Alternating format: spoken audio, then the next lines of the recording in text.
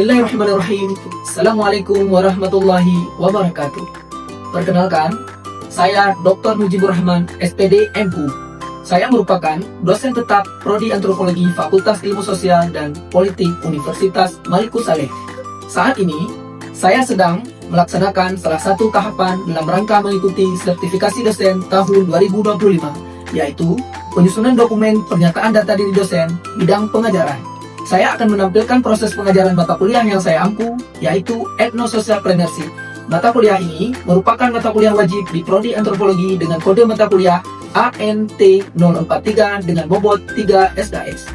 Mata kuliah ini, mahasiswa juga akan mendalami dan mengembangkan minat wirausaha yang berbasis pada budaya dan sejarah. Artinya, di sini mahasiswa akan dirangsang kreativitas dan kemandiriannya untuk membuat lapangan pekerjaan bagi dirinya dan masyarakat sekitar. Bagaimana membangun usaha yang memberi manfaat secara sosial kepada masyarakat sekitar dan juga ikut menjaga, melestarikan, dan mengapresiasi nilai-nilai kebudayaan. Selain itu, mata kuliah ini mengupas tentang hubungan aspek kebudayaan sebagai faktor yang mempengaruhi proses perencanaan, manajemen, dan pemasaran dalam usaha maupun industri. Sehingga pengetahuan ini juga bermanfaat untuk sektor pengembangan industri berkelanjutan yang berbasis budaya, serta bermanfaat bagi para sarjana antropologi tatkala berkiprah dalam perencanaan daerah, lingkungan, pengembangan dan perekonomian masyarakat dengan pendekatan kebudayaan. Sistem pembelajaran mata kuliah ini dilakukan secara tatap muka. Adapun metode yang digunakan dalam pembelajaran mata kuliah Ethno-Socialpreneurship adalah metode pembelajaran berorientasi pada pemecahan masalah yang partisipatif, aktif, dan berpusat pada mahasiswa. Media pembelajaran yang digunakan untuk mendukung pelaksanaan pembelajaran adalah bahan ajar yang dirancang berbasis pada riset dan pengabdian yang memiliki konsep pada pengembangan usaha berbasis pada kekayaan budaya. Seperti buku teks yang dihasilkan dari penelitian dan pengabdian masyarakat oleh saya sendiri selaku dosen pengampu mata kuliah. Kemudian, video dokumen pelaksanaan kegiatan pengembangan usaha masyarakat sebagai alat penumbuh inspirasi untuk mahasiswa. Berikut video pembelajaran mata kuliah Ethno-Socialpreneurship. Bismillahirrahmanirrahim. Assalamualaikum warahmatullahi wabarakatuh.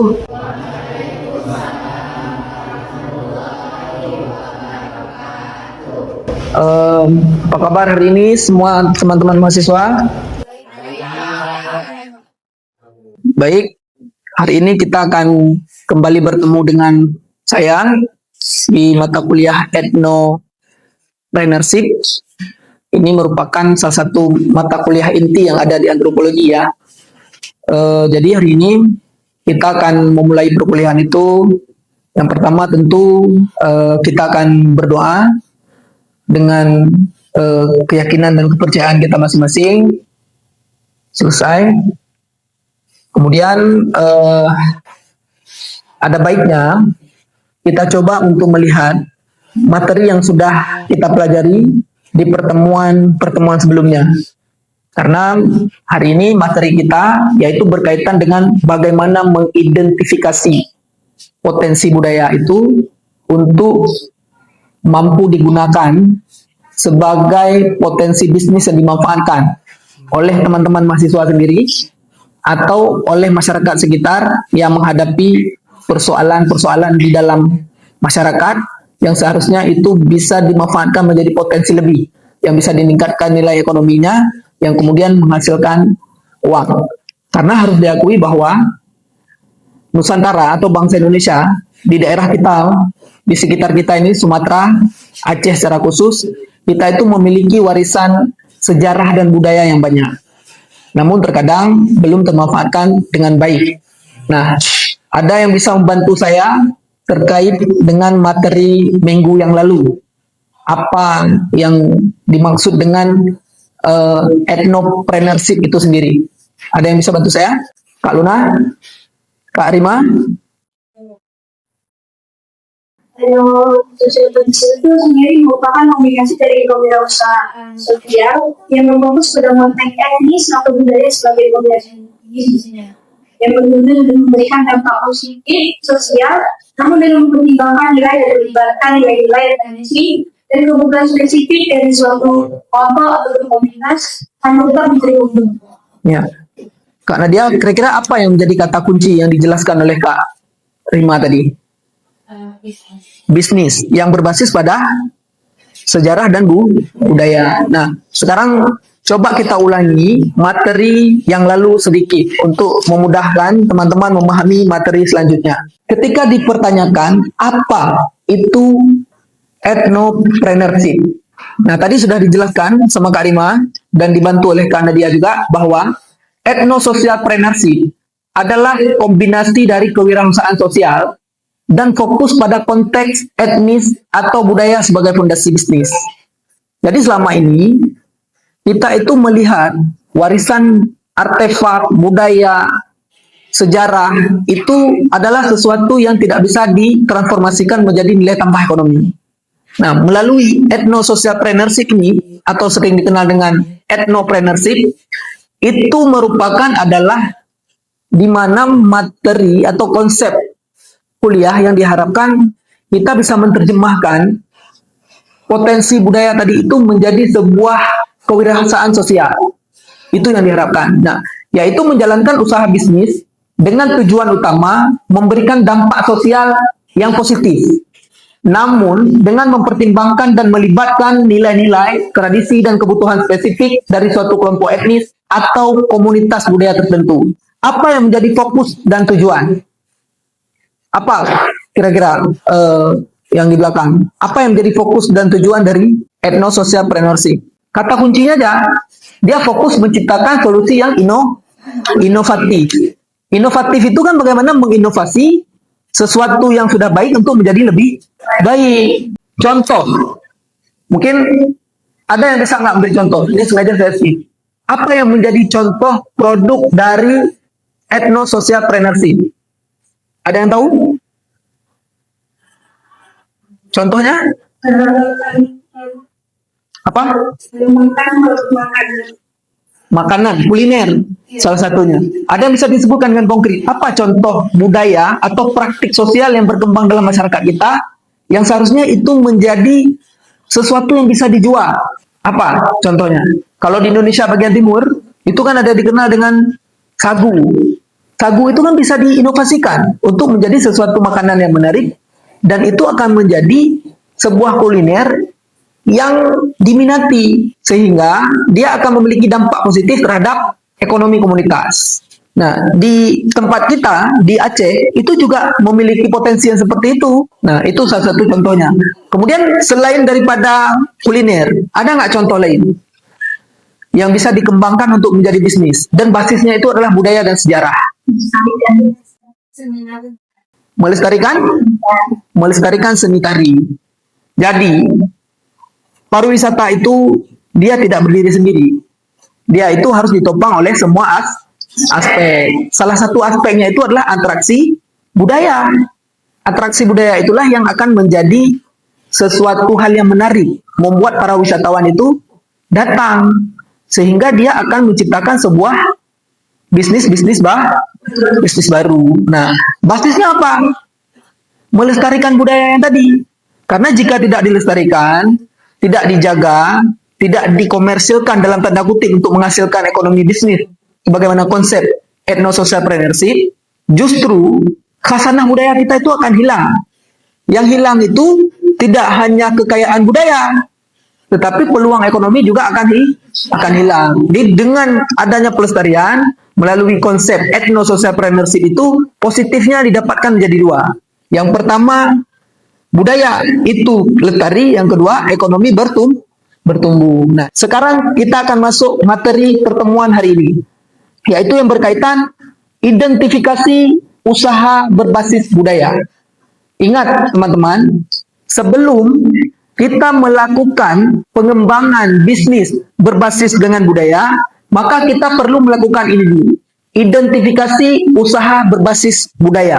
Semua rangkaian kegiatan ini sering dikenal dengan perencanaan. Kita untuk merencanakan sebuah bisnis, kita harus tahu dulu apa potensinya, di mana letak potensi tersebut. Anda dengan bekal ilmu antropologi yang Anda miliki, tentu ini adalah sesuatu yang mudah dan bisa Anda lakukan. Meskipun tidak gampang-gampang sekali, tapi setidaknya ini dimungkinkan Anda lakukan sebagai mahasiswa antropologi yang kemudian hasil identifikasi ini bisa Anda kelola untuk menjadi sebuah bisnis budaya. Langkah pertama yang perlu dilakukan dalam hal identifikasi usaha berbasis budaya adalah pemetaan budaya lokal. Kira-kira ada yang tahu apa pemahaman atau maksud dari pemetaan budaya lokal? Ada yang tahu apa maksud dari pemetaan budaya lokal? Ada yang bisa membantu? Kenapa budaya lokal itu perlu dipetakan dalam konteks etnosocialpreneurship? Itu supaya kita tahu apa yang khas dari budaya daerah tersebut. Karena ini perlu kita identifikasi, yaitu khas. Khas ini merupakan sesuatu yang memiliki nilai unik. Keunikan inilah yang akan menjadi komoditi bisnis kita, yang dimungkinkan untuk kita jual. Tetapi sebelumnya perlu kita inovasikan. Kalau dia langsung dalam berbentuk budaya hasil yang kita identifikasi terus kita jual, saya kira itu tidak akan menjadi menarik. Nah, kemudian yang kedua, apakah ada produk, praktik, atau simbol budaya yang unik, sebagaimana yang saya sampaikan tadi. Jadi keunikan ini akan menjadi sesuatu yang menarik. Nah, artinya ini akan menjadi sebuah interest, ketertarikan, baik itu oleh para wisatawan atau oleh penduduk lokal. Nah, kemudian yang kedua, Anda perlu melakukan observasi nilai sosial. Nah, observasi nilai sosial itu juga perlu dilakukan sebagai dalam sebuah perencanaan etnosocialpreneurship. Yaitu kita harus tahu, kita harus memahami apakah budaya tersebut masih hidup dan digunakan oleh masyarakat tersebut. Karena seperti yang saya sampaikan tadi, tidak sedikit nilai-nilai budaya kita itu terancam punah. Apalagi oleh generasi Anda sekarang. Anda itu kan generasi Z. Generasi yang terkadang Anda itu susah untuk mewarisi budaya Anda sendiri. Nah, dan itu akan menjadi salah satu penyumbang budaya kita itu menjadi punah. Karena kebudayaan itu harus diwarisi, teman-teman. Kita harus mencintai apa yang menjadi warisan budaya kita. Kalau bukan Anda yang mencintainya, siapa lagi? Ya kan? Misalnya Anda terlalu lebih senang untuk makan makanan yang diproduksi oleh luar negeri. Anda bangga, merasa prestise sosial Anda meningkat kalau Anda mengkonsumsi makanan yang dari luar negeri. Padahal makanan kuliner yang ada di masyarakat kita, yang itu sudah menjadi warisan budaya dari nenek moyang kita, itu juga tidak kalah kali dengan makanan-makanan luar. Misalnya seperti apa?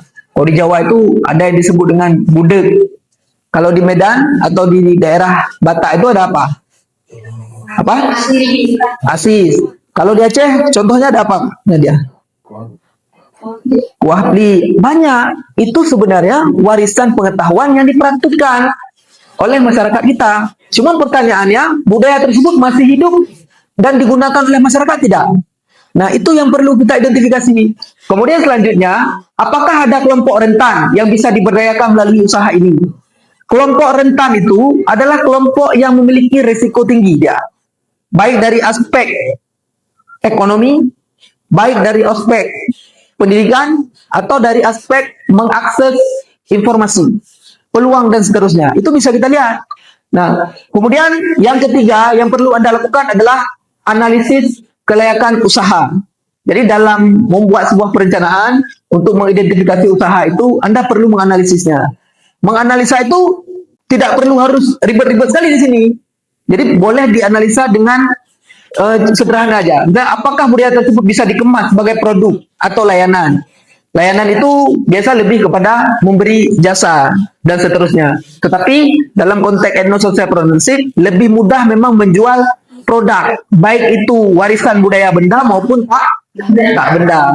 Kalau tari, seperti yang kakak bilang tadi, bahwa melestarikan tarian itu salah satu strategi yang cukup erat produknya dengan etnosocialpreneurship. Kira-kira kalau tarian itu masuk benda atau tak benda, Kak? Tak benda. Nah, itu kan ada peluang yang bisa kita manfaatkan. Oke, selanjutnya, siapa target pasarnya?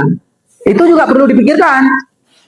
Kalau untuk atraksi budaya yang berkaitan dengan tari tadi misalnya. Nah, kira-kira siapa yang menjadi targetnya? Wisatawan. Wisatawan itu atau dunia pariwisata itu sebenarnya sesuatu yang sangat menentukan dalam hal ketahanan ekonomi. Itu terbukti kan ketika COVID-19 kemarin, orang kan tidak bisa bergerak. Ketika orang tidak bisa bergerak, pariwisata itu menjadi redup.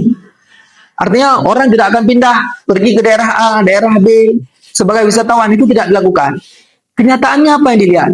Itu semua sektor UMKM, hotel, transportasi, semuanya berhenti. Artinya apa? Ternyata pariwisata itu memiliki peran yang sangat penting dalam menghidupkan ekonomi. Nah, salah satu dari semua rangkaian besar ekonomi itu adalah menciptakan produk. Dan produk itu yang dijual, baik itu benda tak benda, biasanya harus berbasis budaya dan sejarah lokal setempat. Kita misalnya main-main ke daerah tertentu, kita akan mencari apa yang unik dari budaya daerah tersebut, atau apa yang unik dari sejarah daerah tersebut. Itu yang akan kita cari. Nah, disinilah yang perlu dibungkus untuk menjadi sebuah produk yang bisa dijual. Nah, dari hasil identifikasi, dari hasil Anda melakukan identifikasi di lapangan, itu bisa dilihat apakah dalam bentuk industri atau ekonomi kreatif berbasis budaya, yaitu adalah kegiatan ekonomi yang mengolah warisan budaya, tradisi, seni, makanan, bahasa, kerajinan, dan lain-lain menjadi produk atau jasa yang bernilai ekonomi dan estetik. Estetik itu apa? Ada yang tahu? Apa? Indah. Dia menarik. Menjadi sesuatu yang menarik. Nah, ketertarikan ini harus disentuh dengan kreativitas yang berbasis etnososial tadi. Jadi semuanya itu harus dibungkus dengan sesuatu yang inovatif, sehingga dia menjadi menarik. Nah, tujuannya untuk apa? Tujuan utama daripada etnosocial entrepreneurship yang harus dikunci adalah melestarikan budaya lokal, kemudian memberdayakan komunitas, kemudian meningkatkan ekonomi kreatif lokal daerah maupun nasional. Sekarang, kalau Anda tidak menggalakkan itu, tidak tertutup kemungkinan, ini batik yang saya gunakan ini generasi Anda sudah tidak tahu lagi mengenai apa itu batik.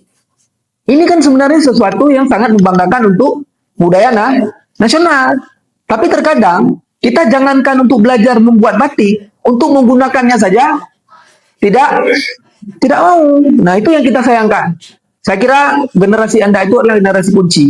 Generasi yang akan menentukan kemana arah bangsa Indonesia ini ke depan. Tentu kita harapkan identitas bangsa itu harus dijaga. Identitas bangsa itu sangat ditentukan oleh dua hal itu. Yang pertama, sejarah bangsa dan budaya bangsa. Dua hal itu harus dijaga. Oke, saya lanjutkan lagi. Nah, ini ciri-cirinya. Ciri-ciri dari etnososial entrepreneurship. Apa ciri-ciri pertama? Mengangkat budaya lokal. Contohnya seperti apa kalau mengangkat unsur budaya lokal? Ada yang bisa memberikan contoh? Apa contohnya? Mengangkat unsur budaya lokal itu seperti apa contohnya? Apa yang menjadi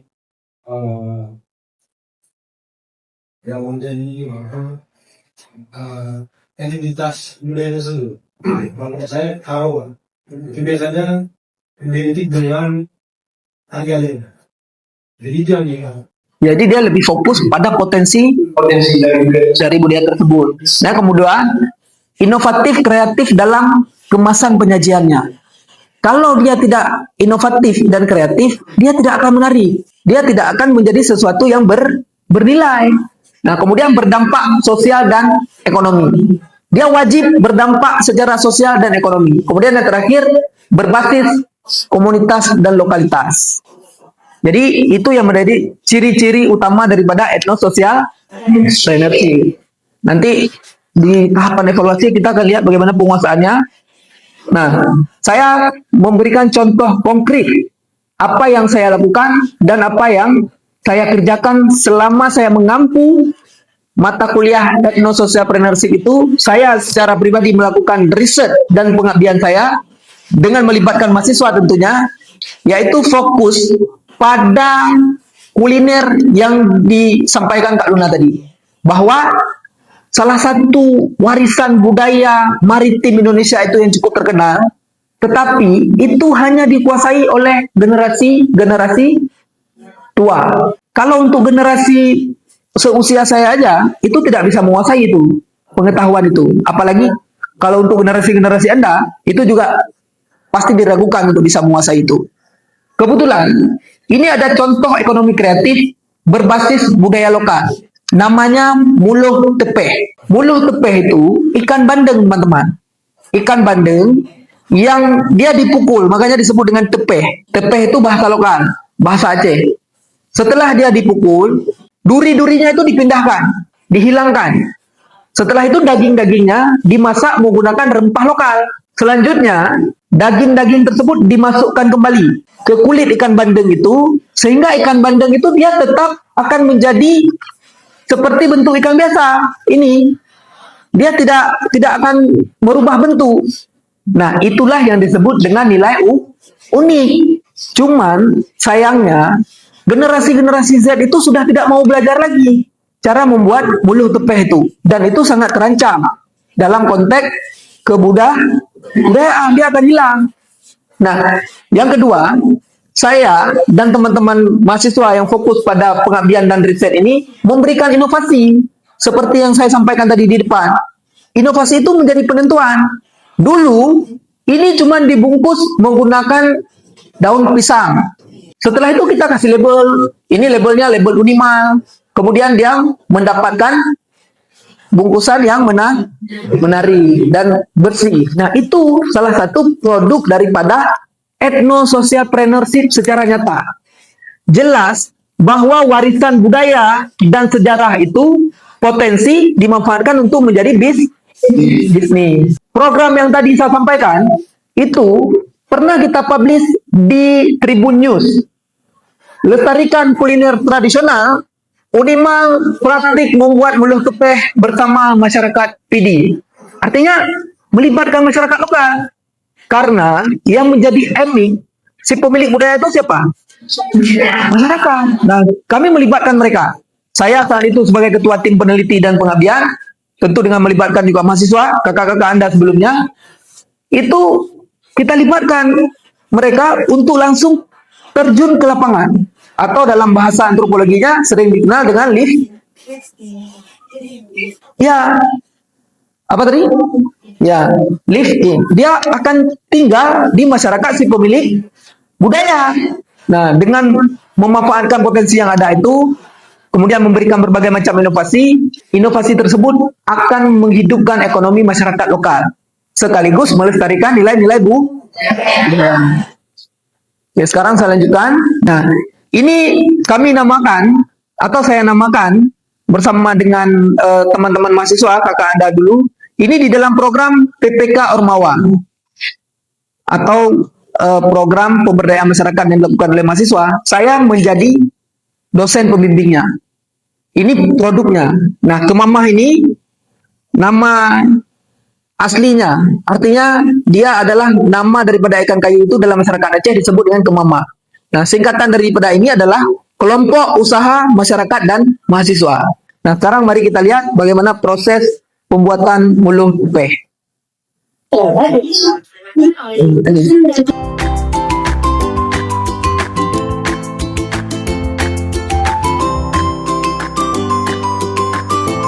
Nah, ini kondisi mitra sebelum mereka memiliki kemampuan membuat muluh tepeh.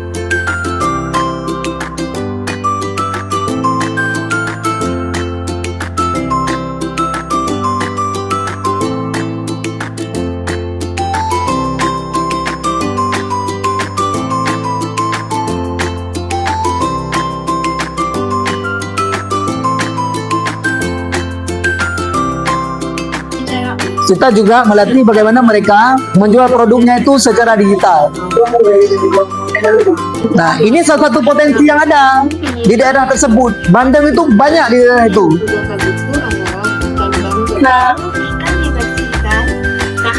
Nah, inilah yang menjadi khas dan unik.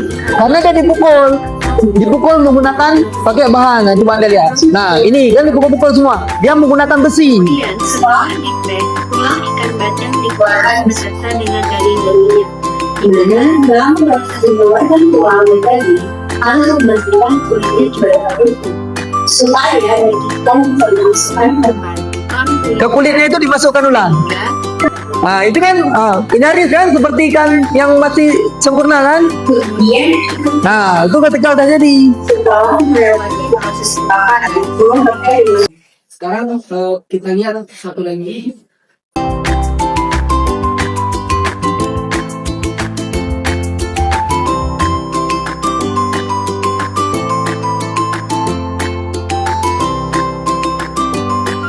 Ya prosesnya emang lebih lama.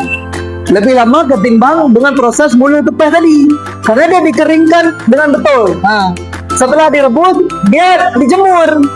Nah, dia dibuat kecil-kecil seperti ini supaya kita bisa mengkotakkan dengan kemasan ini.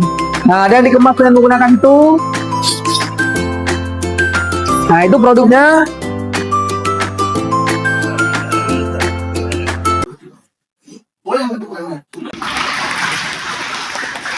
Sekarang teman-teman, saya minta Anda untuk membagi menjadi 4 kelompok. Bagaimana hasil kerja kelompoknya sudah dilakukan? Oke, sekarang dari kelompok ini dulu. Apa? Timpan. Apa itu timpan? Bisa dijelaskan apa itu timpan dan bagaimana potensi bisnisnya? Timpan itu adalah salah satu makanan kuliner khas Aceh, di mana timpan itu kalau kita membuatnya itu bisa dibungkus dan setelah itu bisa digantung. Dari situ dia timpan itu bisa bertahan sampai 2 bulan. 2 bulan? Iya Pak. Timpan apa itu? Kalau dari timpan tepung juga bisa tepung ketan. Kalau digantung kemudian Pak Digantung di tempat pengapian. iya Pak. Dan digantung itu bisa kemudian pada itu bisa dibakar atau digoreng. Itu juga bahwa timpan ini bisa tahan lama dan cara itu juga berpotensi untuk usaha Pak. Berarti itu timpan yang ada di merah adalah di Grebo. Iya Pak. Dia bisa bertahan Sampai 2 bulan. 2 bulan. Iya, Pak. Teknik kelebihan yang praktik budaya dia mau Pak, karena dibakar di sini api sehingga dia mau balik awet. Ya Pak, karena yang digantung di bawahnya ini ada api Pak, karena orang di sana pada pagi hari itu sering untuk menghidupkan api. Jadi asapnya tuh di uangnya itu ibaratkan penjualan itu timpan itu Pak. Nah, itu kan yang menjadi menarik bahwa bisa diperhatikan semua. Ini disampaikan oleh kelompok 1 bahwa ternyata di dataran tinggi Gayo itu ada salah satu tradisi itu kalau pagi hari menghidupkan api karena dingin. Jadi itu kan salah satu bentuk adaptasi pengetahuan lokal yang ada di Gayo ternyata bisa dimanfaatkan untuk menjadi peluang usaha, yaitu mereka bisa beradaptasi bagaimana timpan itu bisa diawetkan dengan sistem api. Nah, itu salah satu ini identifikasi yang bagus saya kira. Bisa tepuk tangan nih kelompok 1. Kelompok 3 mengidentifikasi budayanya apa? Kidu Pak, Kidu-kidu? Iya. Apa itu kidu-kidu? salah satu makanan ulat sagu. Karena ulat sagu itu proteinnya tinggi Pak, protein tinggi. Mungkin itu bisa kita buat jadi susu ya? Atau susu suplemen gitu Pak. Oh, berarti itu tidak didasarkan pada pengetahuan lokal, tetapi pada potensi lokal yang dicoba inovasi untuk menjadi produk baru. Iya. Bertepuk tangan untuk kita semua. Oke teman-teman, untuk pertemuan di sesi ini, minggu depan kita akan masuk materi lanjutan, yaitu lebih kepada aspek bagaimana menguji kelayakan. Jadi sebuah bisnis itu tidak hanya kita menemukan dan menghasilkan produk, tapi yang paling penting dia juga perlu kita uji, dia memiliki pasar tidak. Nah, kalau dalam konteks pariwisata, dia bisa menarik nggak para wisatawan? Jadi saya kira demikian untuk hari ini. Saya ucapkan terima kasih atas perhatian semuanya. Tetap semangat. Sampai jumpa minggu depan. Assalamualaikum warahmatullahi wabarakatuh.